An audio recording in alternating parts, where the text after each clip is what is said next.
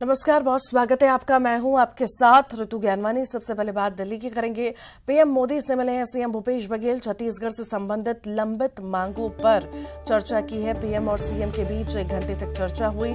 छत्तीसगढ़ से जुड़े मुद्दों पर चर्चा की गई। पीएम से मुलाकात के बाद सीएम का बयान आया। प्रधानमंत्री से मिलने का समय मांगा था। कल प्रधानमंत्री जी की माताजी देहांत हो गई थी। मैंने कार्यक्रम रद्द करने के लिए कहा, लेकिन बावजूद इसके पीएम ने सभी कार्यक्रम यथावत रखा। विरले ऐसे लोग होते हैं। पीएम से जीएसटी के पैसे को रिलीज करने की मांग की गई है। अपने कर्मचारियों को ओल्ड पेंशन योजना को हमने लागू किया है।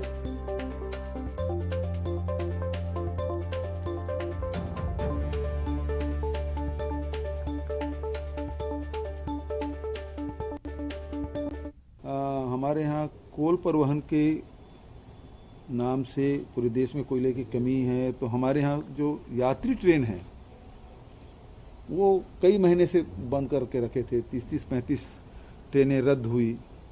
अभी तो ठीक है, चल रहा है, लेकिन मैंने आग्रह ये किया कि भविष्य में भी इस प्रकार से ना हो, क्योंकि यात्रियों के जो गरीब हैं, मध्यम श्रेणी के लोग हैं, वो सब ट्रेन है उनके लिए सबसे सुगम और सस्ता यात्रा का साधन है, वो बंद नहीं होना चाहिए।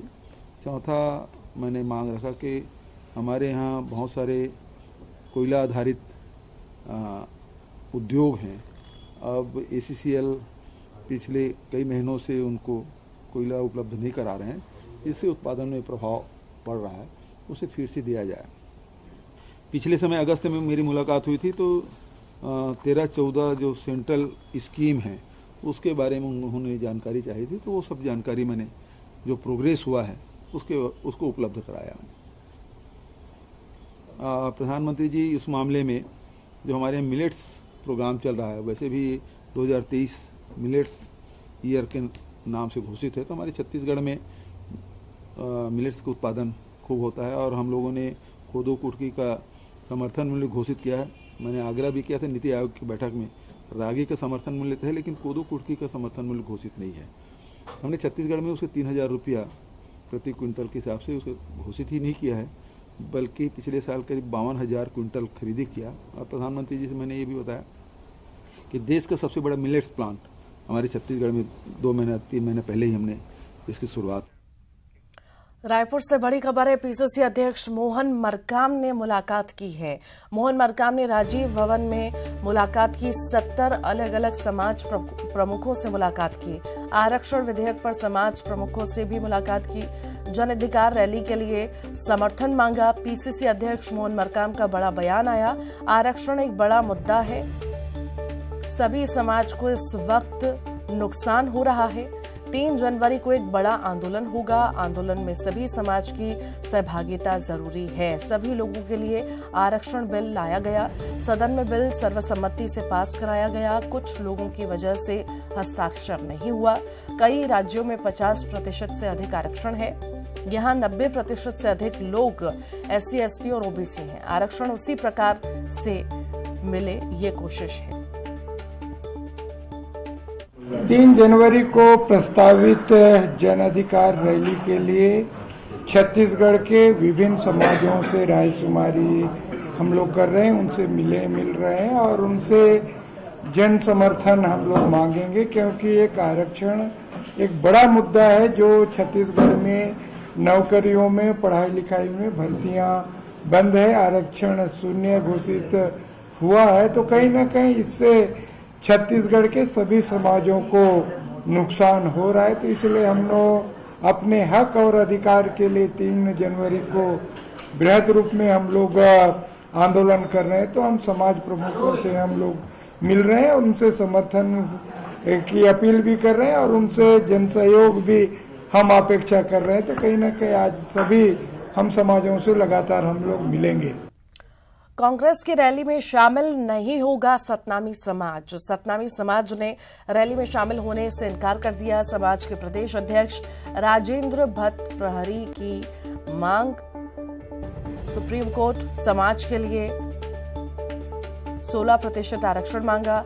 जब तक ये नहीं होगा हम समर्थन नहीं देंगे। जब तक ये नहीं होगा हम समर्थन नहीं देंगे, ये बयान आया है।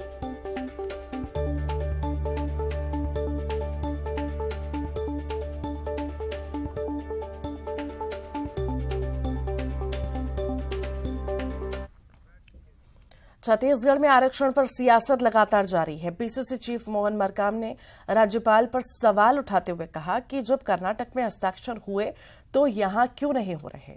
तो वहीं मरकाम के इस बयान पर पूर्व मंत्री अजय चंद्राकर ने पलटवार किया। चंद्राकर ने कहा कि एक लाइन बोलने से कोई फर्क नहीं पड़ता, वहां क्या प्रक्रिया अपनाई गई उसे सार्वजनिक करना चाहिए। आगे उन्होंने कहा कि कांग्रेस आरक्षण देना ही नहीं चाहती। मरकाम जी का बयान आपने पढ़ा है, कर्नाटक ने दस्तखत कर दिया तो यहां क्यों दस्तखत नहीं हो रहा है। बुद्धि में तरस आती है कांग्रेस के लोगों की। वहां क्या प्रक्रिया अपनाई गई उसको मोहन मरकाम सार्वजनिक करे ना, कितना परसेंट का लाया गया, क्या प्रक्रिया अपनाई गई, उनके पास डाटा किस तरह थे, कैसे थे। तो एक लाइन बोलने से कुछ फर्क नहीं पड़ता। वो समाज प्रमुखों के पास जाए, दुनिया के पास जाए। कांग्रेस के माथे पर जो ठप्पा लगा है कि आरक्षण नहीं देना चाहती, आरक्षण में राजनीति कर रही है, वो मोहन मरकाम जी का बयान आपने पढ़ा है, कर्नाटक ने दस्तखत कर दिया तो यहां क्यों दस्तखत नहीं हो रहा है। बुद्धि में तरस आती है कांग्रेस के लोगों की।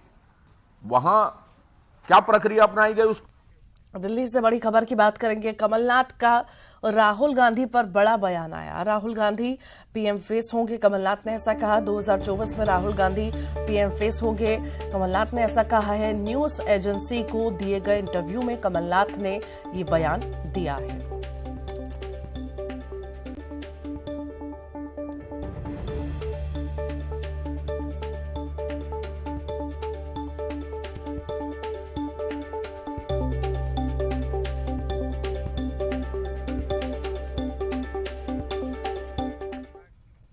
दिल्ली से एक और बड़ी खबर, भूपेश बघेल का बड़ा बयान आया। 2024 के लिए राहुल गांधी पीएम का चेहरा हो सकते हैं। कमलनाथ जी की बात का मैं समर्थन करता हूं।